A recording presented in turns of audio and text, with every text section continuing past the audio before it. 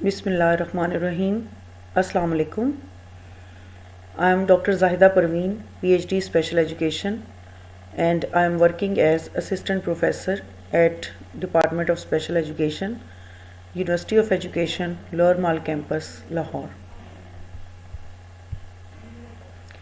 This is the course of Teaching of Mathematics to Visually Impaired Children, and this course is from Masters of Special Education with an area of specialization, visual impairment, and the code of this course is SPED 4137, and this is a 3 credit hours course.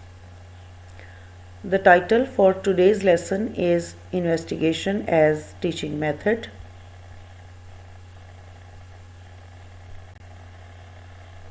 In today's lesson, we will discuss investigation as a teaching method, and first of all we will discuss the nature of investigation as inquiry. The investigation teaching method is closely related with the inquiry, and it engages pupils in active learning to explore a particular topic or problem. Investigations may be related to inquiry-based learning and sometimes used synonymously, but we would normally consider inquiry-based learning more open-ended, involving higher order reasoning and perhaps high-level dialogue in group work contexts, wherein investigations such as group talk might be more closely directed by the teacher. So investigation and inquiry both are closely related with each other.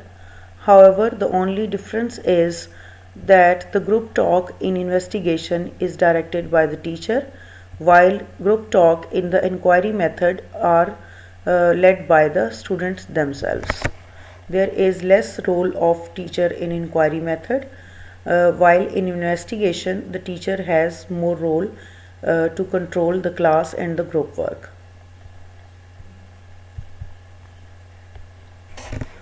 For the many educators who are not, it is a learning and teaching method that prioritizes student questions, ideas and analysis. So basic जो point है investigation का, that is developing the skill of asking questions and ideas and analysis in the students. To highlight the pedagogy's nuances, it is important to define inquiry-based learning from both a learner and teacher perspective.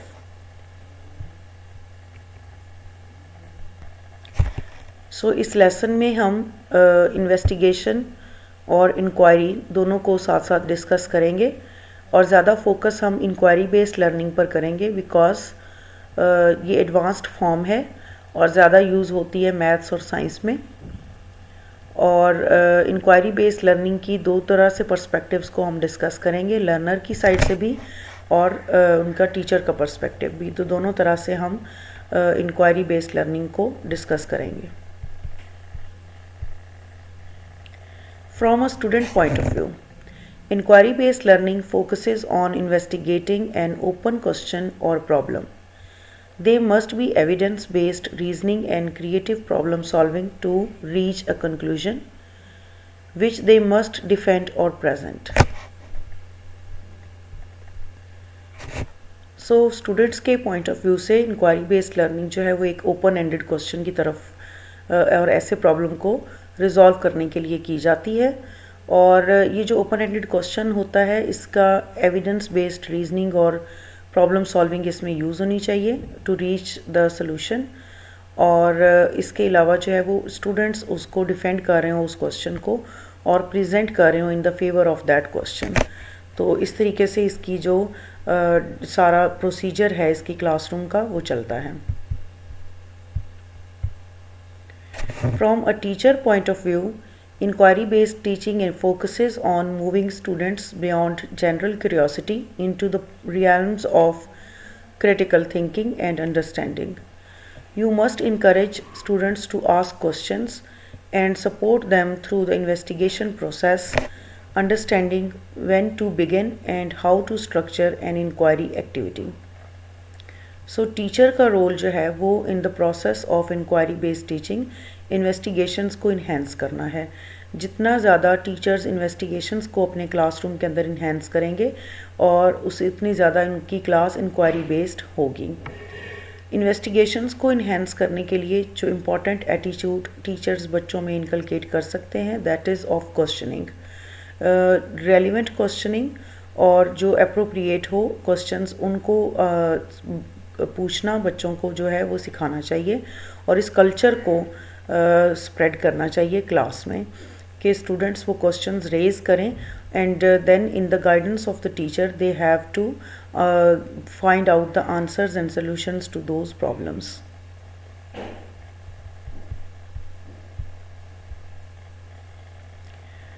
Now there are 4 types of inquiry based learning which become decreasingly structured and suit different classrooms. So different तरह से 4 इसकी types आ रही हैं जिसमें इनको ये decreasingly structured होती जाती हैं और उसी तरह से उनके वो क्लासरूम में स्ट्रक्चर जो है वो डिफरेंट होता जाता है और डिफरेंट क्लासरूम्स में different type of inquiry suit करती है। टीचर जो है उसको डिसाइड करना होता है according to the situation and subject matter कि उसने किस टाइप ऑफ इंक्वायरी बेस्ड को यूज़ करना है अपने क्लासरूम में। First one is confirmation inquiry. You give students a question, its answer and the method of reaching this answer. Their goal is to build investigation and critical thinking skills, learning how the specific methods work. So इस type of जो inquiry है इसमें teachers confirmatory तौर पर बच्चों को answer provide कर रहे होते हैं और उनको पाथवे भी गाइड कर रहे होते हैं कि वो उस आंसर तक किस तरीके से पहुंच सकते हैं और बच्चों का गोल जो है वो सिर्फ इन्वेस्टिगेशन को बिल्ड ऑन करना और अपनी क्रिटिकल थिंकिंग स्किल्स को डेवलप करना होता है। फॉर एग्ज़ाम्पल मैथ्स की क्लास में अगर आप बच्चों को कोई ऐसा क्वेश्चन प्रोवाइड करते हैं जो क्वाइट न्यू है लेकिन आप उसके साथ साथ उसका आंसर और उसमें जो बेसिक फार्मूला या कोई बेसिक जो स्ट्रेटजी उसको सॉल्व करने के लिए यूज़ होनी है वो भी बच्चों को गाइड कर देते हैं और लेटर देन के वो बच्चों ने खुद फिर उसको बैठकर सॉल्व करना है। तो this is called as confirmation inquiry.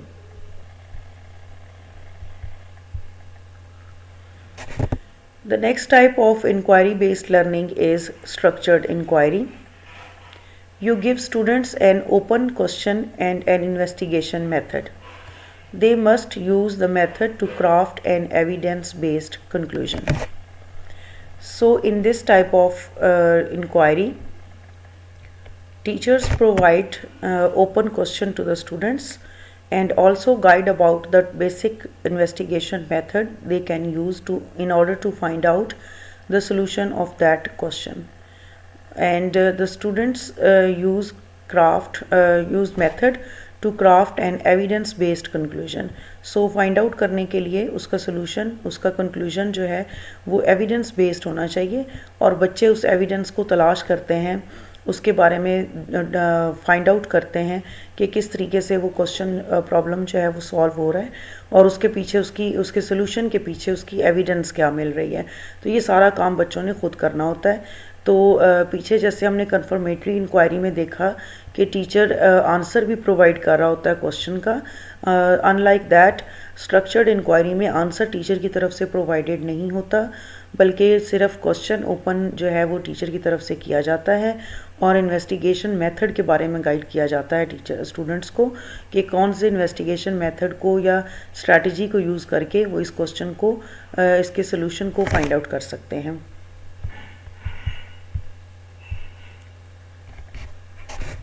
The third type of inquiry is guided inquiry. You give students an open question, typically in groups. They design investigation methods to reach a conclusion. So decreasingly dependent होते जा रहे हैं students अपने ऊपर और teacher के ऊपर डिक्रीजिंगली dependent हो रहे हैं और अपने ऊपर इंक्रीजिंगली डिपेंडेंट हो रहे हैं। आहिस्ता आहिस्ता टीचर का रोल जो है वो इंक्वायरी बेस्ड लर्निंग में कम होता जा रहा है। गाइडेड इंक्वायरी में टीचर सिर्फ ओपन क्वेश्चन करता है और उसमें उसके बाद ग्रुप्स को फॉर्म कर दिया जाता है. Groups work together in order to find out the solution of that problem. और उसमें वो अपनी इन्वेस्टिगेशन को खुद से प्लान करते हैं, खुद ही डिज़ाइन करते हैं और ख़ुद ही उसको कैरी आउट करते हैं और उस तरह से वो अपने कंक्लूजन तक पहुंचते हैं.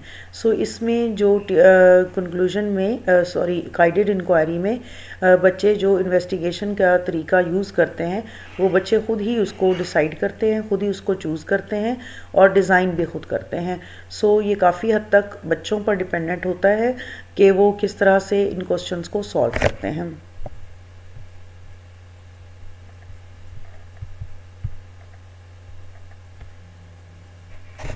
Fourth and last type of inquiry based learning is open inquiry. You give students time and support. They pose original questions that they investigate through their own methods and eventually present their results to discuss and expand. So ये totally different type of inquiry है जिसमें even जो question है that is not being posed by the teacher but instead students जो हैं वो अपने previous काम से जो उन्होंने अपने original questions खुद raise किए होते हैं उनको यूज़ करते हैं. टीचर जो है वो उनको सिर्फ ग्रुप्स में डिवाइड कर देता है, उनको अप्रोप्रिएट टाइम और सपोर्ट प्रोवाइड करता है और इसमें भी प्रीवियस की तरह से बच्चे अपने इन्वेस्टिगेशन मेथड को खुद से डिज़ाइन करते हैं और उसके बाद जो है वो अपने रिज़ल्ट्स को डिस्कस करते हैं, आंसर्स को डिस्कस करते हैं और फर्दर उस आइडिया को एक्सपेंड किया जाता है. सो इसमें जो इंक्वायरी है या इन्वेस्टिगेशन है वो टोटली डिपेंडेंट होती है स्टूडेंट्स के ऊपर और टीचर सिर्फ उनको एक गाइडेंस प्रोवाइड कर रहा होता है कि आप जिस तरफ जा रहे हैं वो ठीक कर रहे हैं और अनटिल अनलेस के अगर ग्रुप जो है वो टोटली किसी और डायमेंशन में जा रहा है तो वहाँ से टीचर उनको सपोर्ट कर सकता है, लेकिन इससे ज़्यादा नहीं. जब एक लाइन में रहते हुए बच्चे काम कर रहे होते हैं तो टीचर उनको सिर्फ ऑब्ज़र्व करता है और सारा काम जो है उसके सोल्यूशन का वो स्टूडेंट्स खुद कर रहे होते हैं. After discussing 4 different types of inquiry based learning, now we will discuss overall characteristics of inquiry based learning. Process focus होते हैं जो इंक्वायरी बेस्ड लर्निंग है बिकॉज इसमें स्टूडेंट्स सॉल्व कर रहे होते हैं प्रॉब्लम्स को खुद से और and they are internalizing the conceptual processes and inquiry based teaching prioritizes process over product. So इसमें आपने देखा है कि जितने भी हमने चारों टाइप्स को देखा है उसमें फोकस प्रोसेस लर्निंग के ऊपर होता है इंस्टेड ऑफ प्रोडक्ट लर्निंग. यानी आंसर ठीक होना या ना होना मैथ्स में वो उतना ज़्यादा मैटर नहीं कर रहा होता इंक्वायरी बेस्ड प्रोसेस के अंदर या इस टीचिंग मेथड के अंदर, बल्कि बेसिक पर्पस ये होता है कि बच्चों को इन्वेस्टिगेशन का प्रोसेस अच्छे से लर्न हो जाए. Next is investigation and the teacher may pose a problem derived from the class content और students questions. The students then investigate the issue to find out the answer. So teacher अगर question provide भी कर रहा होता है जैसे हमने first 3 types of inquiry based learning में देखा है, ऑल्दो के जो लास्ट हमने 4th वन ओपन इंक्वायरी को डिस्कस किया है उसमें स्टूडेंट्स क्वेश्चन भी खुद से पोज कर रहे होते हैं, लेकिन बाकी जो तीनों इंक्वायरी की टाइप्स हैं उसमें स्टूडेंट्स जो हैं वो क्वेश्चन पोज नहीं कर रहे होते बल्कि टीचर कर रहा होता है. तो उसमें जो है ये कि टीचर अगर क्वेश्चन पोज करता भी है तो स्टूडेंट्स जो हैं वो इन्वेस्टिगेशन का प्रोसेस कर रहे होते हैं आंसर को फाइंड आउट करने के लिए. सो जो एक कैरेक्टरिस्टिक है इन्वेस्टिगेशन की वो ह्यूजली प्रेजेंट होती है इस मेथड के अंदर और बच्चों के अंदर ये एटीट्यूड डेवलप कर रहा होता है इन्वेस्टिगेशन का.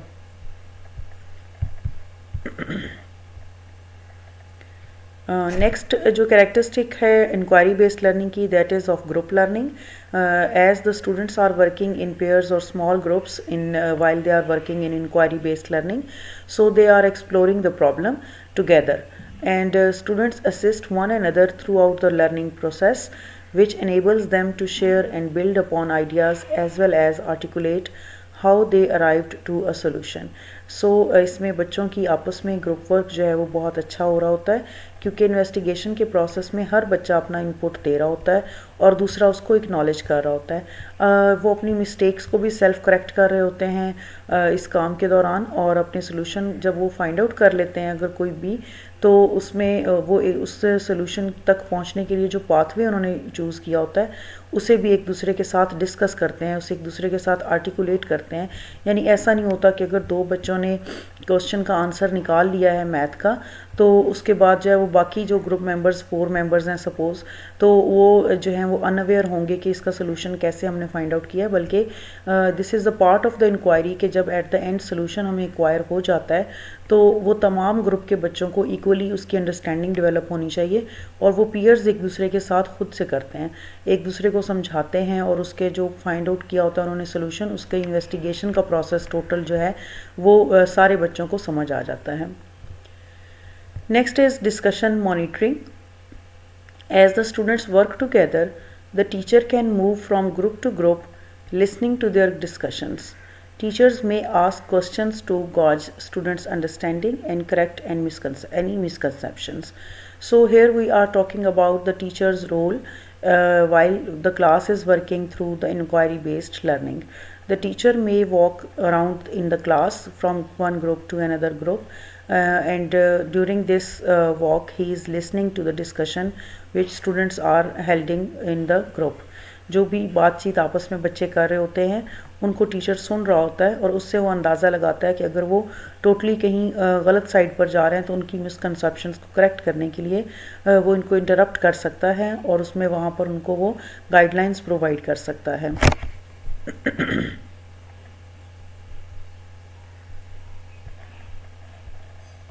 Next characteristic is real life application. Students solve math problems that have a meaningful life application. For example, a teacher may present a multiplication problem as an interesting story. Brittany has 2 bags of candy. Each bag has 4 candies inside. How many candies does Brittany have altogether?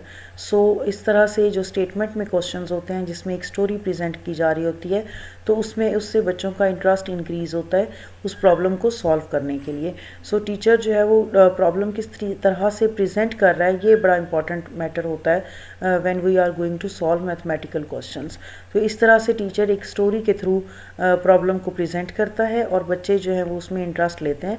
सो उनकी जो presentation style होता है teacher का problem को present करने का, वो real life situations के साथ उनको रिलेट करके इंट्रोड्यूस करवाना होता है क्लास के अंदर, ताकि उन्हें ये ना लगे कि मैथ्स टोटली कोई एलियन सब्जेक्ट है, बल्कि वो उसको ठीक तरीके से समझ सकें कि वो किस तरह से उनकी क्लास में भी और डेली लाइफ एक्टिविटीज़ में भी रिलेटेड है और किस तरह से वो इस क्वेश्चन का आंसर फाइंड आउट कर सकते हैं।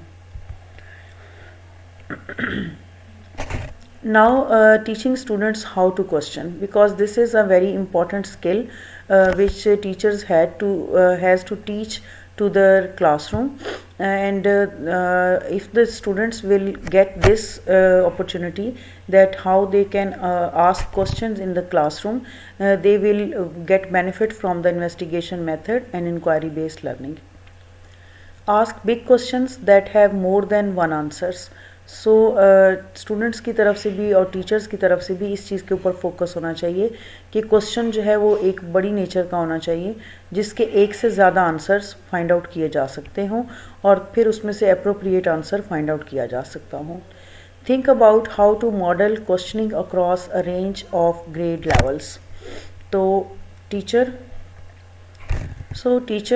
बच्चों को ये सिखा रहा होता है कि किस तरह से वो डिफरेंट अपने ग्रेड लेवल्स के अकॉर्डिंग क्वेश्चंस को पोज कर सकते हैं। वन थिंग मोर इज़ के questions how to teach for the asking questions. तो इसमें टीचर ने जो खुद टीचर क्वेश्चंस पोज कर रहा होता है क्लासरूम के अंदर, बच्चे उसी स्टाइल को फॉलो करते हैं। अगर कोई टीचर जो है वो क्लास में बच्चों से कोई किसी तरह का क्वेश्चन पोज नहीं करता तो उस क्लास में ये कल्चर भी डेवलप नहीं होता कि बच्चे खुद से क्वेश्चन पोज करेंगे। सो टीचर का स्टाइल जो है उसको स्टूडेंट्स फॉलो करते हैं। तो अगर एक टीचर बिग क्वेश्चन आस्क करता है जिसमें एक से ज़्यादा आंसर्स उसके आगे बनते हैं और फिर उसके ऊपर डिस्कशन की जा सकती हो, और बाद में स्टूडेंट्स भी उसके मेथड को फॉलो करेंगे। इसी तरह से जो टीचर है उसे ग्रेड लेवल्स के अकॉर्डिंग डिफरेंट क्वेश्चंस पूछने चाहिए और इस तरह से मॉडल करने चाहिए क्वेश्चंस जिसको ग्रेड के अकॉर्डिंग बच्चे अंडरस्टैंड कर सकें। Phrase your questions in a way that fosters individual explorations, यानी आपके क्वेश्चंस ऐसे होने चाहिए कि जो कुछ भी आपने पूछा है मैथ के बारे में उसमें बच्चा खुद से अकेला भी एक्सप्लोर कर रहा हो कि उसको क्या आंसर किया जा सकता है। यानी एक तरफ तो वो क्वेश्चंस हो सकते हैं जिसमें बच्चे ग्रुप में उसका आंसर मिलकर दे सकते हैं, लेकिन इंडिविजुअल एक्सप्लोरेशन को हम ओवरलुक नहीं कर सकते, क्योंकि इंडिविजुअल एक्सप्लोरेशन जब तक नहीं होगी तो उसमें ग्रुप में उसकी इनपुट नहीं होगी। अगर हर बच्चा खुद से उसका आंसर तलाश करने के लिए कोशिश नहीं कर रहा होगा, इंडिविजुअल इनपुट नहीं दे रहा होगा, तो ग्रुप आउटपुट जो है वो अच्छी नहीं हो सकती। सो ग्रुप आउटपुट को और फाइनली सॉल्यूशंस तक पहुंचने के लिए हर बच्चे की तरफ से इंडिविजुअल एक्सप्लोरेशन आनी ज़रूरी है। यहाँ पर एक एग्जांपल दी हुई है क्वेश्चन पोज करने की। Like an inquiry-based classroom discussion helps learners understand the concept of slope. The teacher draws a picture of two hills, one taller and one longer. The teacher asks which hill is steeper. The question may stimulate a lively discussion or a debate about the correct answer. इस situation में आपने देखा है कि इसको solve करने के लिए बच्चे आपस में डिस्कस करेंगे कि कौन सी जो हिल है उसकी पिक्चर स्टीपर ज़्यादा है। तो इस क्वेश्चन का जो आंसर है वो एक से ज़्यादा भी हो सकता है। एक अच्छा लॉन्ग क्वेश्चन है जिसको सॉल्व करने के लिए बच्चे जो है वो अपने डिस्कशन को स्टिमुलेट करेंगे और उसके आंसर्स को डिस्कस करेंगे। Now we will discuss benefits of inquiry-based learning. Inquiry-based learning reinforces curriculum content. When a concept sparks curiosity, there is increased activity in hippocampus, the region of the brain responsible for memory creation. So hippocampus जो हमारे brain का part है जो कि memory में participate कर रहा होता है, तो उसमें वो तब हमारा एक्टिवेट होता है जब हमारे क्वेश्चंस में क्यूरियोसिटी होती है। तो जितनी ज़्यादा क्यूरियोसिटी इंक्वायरी बेस्ड लर्निंग के अंदर हम डेवलप कर सकते हैं उतनी ज़्यादा करनी चाहिए ताकि बच्चों का जो हिप्पोकैम्पस है वो स्टिमुलेट हो और उनकी मेमोरी क्रिएशन अच्छी हो। When students show more curiosity than normal regarding a specific topic, situate it by using their questions to introduce an inquiry activity in the coming days. So initially when teacher is successful in introducing curiosity in the brains of students and they have sufficient level of curiosity, then the teacher should use that situation in order to create their questions and introduce new inquiry activities in the future. तो बच्चों को की curiosity के levels को positively फिर teacher ने use करना होता है कि वो उनके अंदर जो क्यूरियोसिटी है उसके आंसर्स को फाइंड आउट करने के लिए उनको एक प्रॉपर डायमेंशन दी जाए और एक इन्वेस्टिगेशन मेथड उनको प्रोवाइड किया जाए। अगर एक प्रॉपर क्यूरियोसिटी बच्चों में डेवलप होती है और उसके बाद teacher is unable to use that curiosity in the positive way to introduce the inquiry activities in the classroom, then the students will not find out the solutions and the students will be disappointed. Curiosity का जब answers नहीं मिलेंगे बच्चों को तो disappointment होगी। सो इस disappointment को जो है वो अवॉइड करने के लिए ज़रूरी है कि क्यूरियोसिटी के लेवल को पॉजिटिवली टीचर फ़ौरन से यूज़ करे और उनको न्यू एक्टिविटीज़ के अंदर जो इंक्वायरी बेस्ड एक्टिविटीज़ हों उनमें उन बच्चों को इंक्लूड करें। सेकेंड इसका बेनिफिट मेजर जो है that is warms up the brain for learning. क्योंकि इसमें एक्टिविटी बेस्ड आप बच्चों को काम करवा रहे होते हैं तो so an easy way to inspire curiosity is by launching an inquiry activity as a surprise. ठीक है, तो सरप्राइज इनिशियल जो एक्टिविटी होती है वो टीचर प्रोवाइड कर रहा होता है बच्चों को. Related to a recent topic students found specially interesting, begin a lesson by playing a video or sharing a primary source document, then give students an open question to answer either individually or as a group. So जो बच्चों ने previous काम किया है, कोई भी जो interesting उनको प्रीवियस नॉलेज मौजूद है उसको यूज़ करें, और या जैसे आप कोई वीडियो प्ले कर देते हैं, कोई पुराना डॉक्यूमेंट बच्चों से शेयर करते हैं लास्ट लेक्चर का, या कोई यूनिट की जो एक्सरसाइज है उसको रेफ़र करते हैं, वहाँ से दोबारा बच्चों को इनिशिएट करवाते हैं लेक्चर को, और उसके बाद न्यू क्वेश्चंस को पोज करते हैं. तो जब उनका न्यू क्वेश्चन बेस कर रहा होगा प्रीवियस लर्निंग के ऊपर, तो डेफिनेटली उनकी क्यूरियोसिटी इंक्रीज़ होगी और वो उस नए आंसर क्वेश्चन को के आंसर को तलाश करने के लिए इन्वेस्टिगेशन करेंगे. They will help start lesson in a curiosity sparking, intellectually stimulating way. So जब आप उसके प्रीवियस लेसन को बेस बनाएंगे तो उसकी वजह से बच्चे ज़्यादा क्यूरियोसिटी में काम करेंगे क्लास में, और इंटेलेक्चुअली ज़्यादा स्टिमुलेट होंगे और ज़्यादा अच्छा पॉजिटिवली रिस्पॉन्स देंगे उस नए क्वेश्चन को आंसर करने के लिए. Third major benefit of inquiry-based learning is that it promotes a deeper understanding of the content. So surface level की understanding नहीं provide कर रहा होता investigation method, बल्कि बड़ी deeper understanding provide कर रहा होता है, because इसमें students जो हैं वो actively involve होते हैं और काफ़ी ज़्यादा जो learning का इसका element है वो बच्चों पर depend कर रहा होता है. This is because the process of asking open questions, solving them through original strategies, empowers students to take ownership of their learning.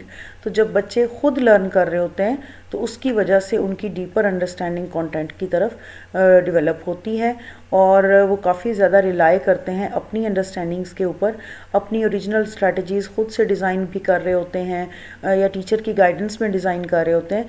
इस तरह से उनकी सेंस ऑफ एम्पावरमेंट इंक्रीज़ होती है बच्चों की, और वो ज़्यादा अच्छा सेंस ऑफ ओनरशिप उनमें डेवलप होती है और उनकी अंडरस्टैंडिंग ज़्यादा डीपर डेवलप होती है.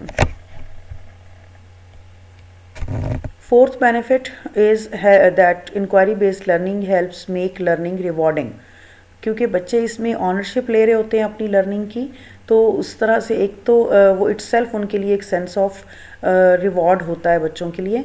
It shows students how fulfilling the act of discovery is, क्योंकि जब वो कोई नया आंसर डिस्कवर करते हैं अपनी स्ट्रैटेजीज़ को यूज़ करते हुए, अपने मेथड को यूज़ करते हुए, तो वो उनके लिए बड़ा सेल्फ फुलफिलिंग होता है कि मैंने बहुत बड़ा काम कर लिया है.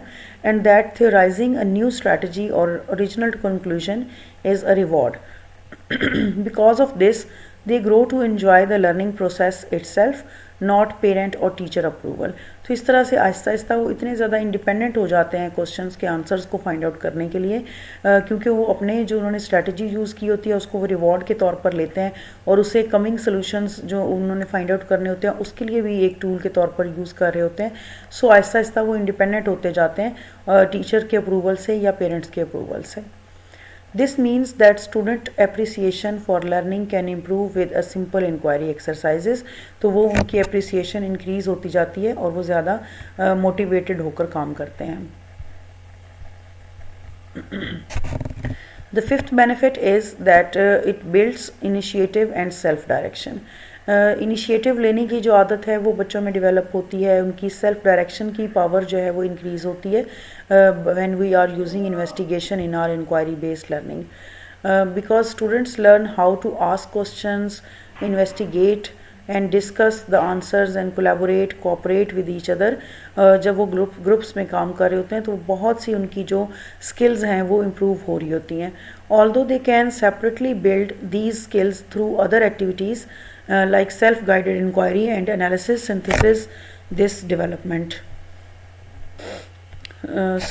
बच्चे जो हैं जब वो ग्रुप में काम करते हैं तो उनकी कोलैबोरेशन और कोऑपरेशन की वजह से वो अपनी बहुत सी स्किल्स को इम्प्रूव कर रहे होते हैं, और स्पेशली जो उनकी इनिशिएटिव लेने की आदत होती है और खुद को डायरेक्शंस देना और कंट्रोल करना अपनी एक्टिविटीज़ को, ये बच्चे सीख रहे होते हैं. Works in almost any classroom. Inquiry की जो एक्टिविटीज़ होती हैं वो हर तरह की क्लासरूम में यूज़ हो रही होती हैं. This is because you can adapt the pace and content to suit the needs of the students. अगर आपकी क्लास में स्पेशल नीड्स के साथ स्टूडेंट्स हैं, डिफरेंट नीड्स के साथ स्टूडेंट्स हैं, तो उनकी पेस और कंटेंट के अकॉर्डिंग आप इस मेथड को अडेप्ट किया जा सकता है. Appeal to students who struggle to grasp content through traditional lessons. क्योंकि जो बच्चे जो हैं वो काफ़ी मुश्किल में होते हैं, जो traditional lessons like lecture method वगैरह के थ्रू अगर उनको कोई कॉन्सेप्ट समझ में नहीं आ रहा होता, तो उन ऐसे बच्चों को इंक्वायरी बेस्ड लर्निंग के जो प्रोसेसेस हैं वो काफ़ी अपील करते हैं, उनके लिए वो काफ़ी अट्रैक्टिव होते हैं और वो एक्टिवली यूज़ करना चाहते हैं इस मेथड को, ताकि वो खुद से आंसर्स को एक्सप्लोर कर सकें. क्योंकि अगर उनको टिपिकली टीचर के बताए हुए मेथड से समझ नहीं आ रही, जो कि ट्रेडिशनल लेसन्स होते हैं या ट्रेडिशनली कोई मेथड यूज़ किए जा रहे होते हैं क्लासरूम के अंदर, तो इसमें ये होता है कि जब बच्चे एक्टिवली यूज़ करते हैं और एक्टिवली पार्टिसिपेट करते हैं इस मेथड में, तो उनके लिए नए कंटेंट को ग्रैस्प करना ज़्यादा इजी हो जाता है. Deliver exercises that greatly differ using distinct content and investigation methods. So इसमें जो एक्सरसाइजेस होती हैं उनको प्रेजेंट किया जाता है डिफरेंटली. तो किसी एक ही तरह के कंटेंट के लिए नहीं होती इन्वेस्टिगेशन, बल्कि डिफरेंट कोई भी किसी भी तरह का मैथ्स का क्वेश्चन है, लाइक मैथ का जैसे ब्रॉड स्पेक्ट्रम है, तो उसमें से किसी भी तरह का टाइप का कोई क्वेश्चन आप दें तो उसके लिए इंक्वायरी को as a learning method use किया जा सकता है. Use an inquiry exercise as either a minds-on activity, review full lesson और stand alone project. तो इंक्वायरी एक्सरसाइजेस को डिफरेंट एक्टिविटीज़ के अंदर भी यूज़ किया जा सकता है.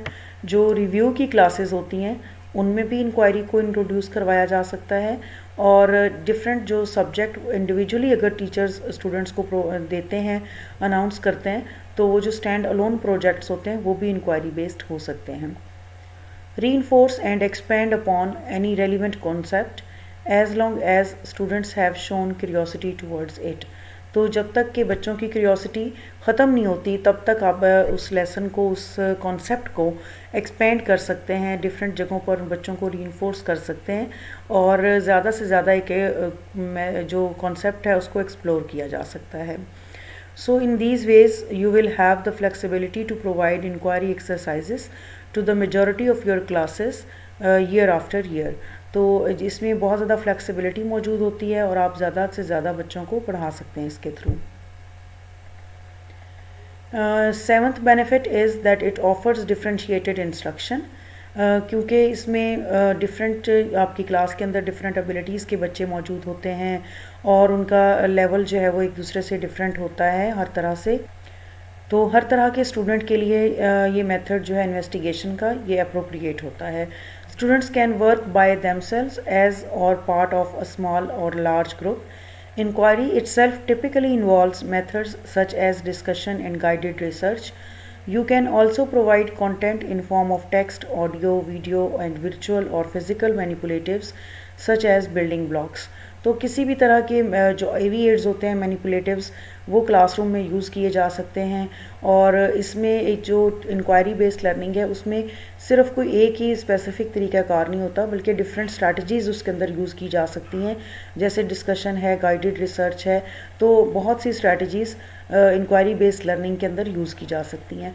और ये हेल्प करता है डिफरेंशिएटेड इंस्ट्रक्शन में. ये जो इसकी कैरेक्टरिस्टिक्स होती हैं कि वो हर तरह के बच्चों को सूटेबल होती हैं.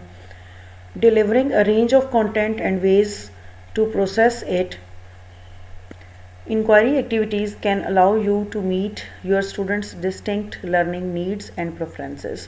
So बच्चों की जो learning needs हैं, जो specific learning needs हैं, उनके अकॉर्डिंग टीचर उनको मीट कर सकता है और बच्चों की जो प्रेफरेंसेस और उनके जो प्रेफर्ड लर्निंग स्टाइल्स होते हैं उनको यूज़ किया जा सकता है इंक्वायरी बेस्ड लर्निंग में, ताकि बच्चे जो हैं वो अपने इजी वे में जो उनके लिए अप्रोप्रिएट, जो उनका अपना लर्निंग का मेथड है उसके थ्रू लर्न कर सकें. क्योंकि इसमें टीचर का रोल कम होता है इंक्वायरी बेस्ड लर्निंग में और स्टूडेंट्स का रोल ज़्यादा होता है. तो टीचर जो गाइडेंस प्रोवाइड कर रहा होता है वो इतनी टू द पॉइंट हो कि बच्चे अपने स्किल्स को यूज़ करते हुए उस आंसर को फाइंड आउट कर सकते हों. So these were the benefits of inquiry based learning. Thank you very much for your listening, and the forum is open for questions. Thank you.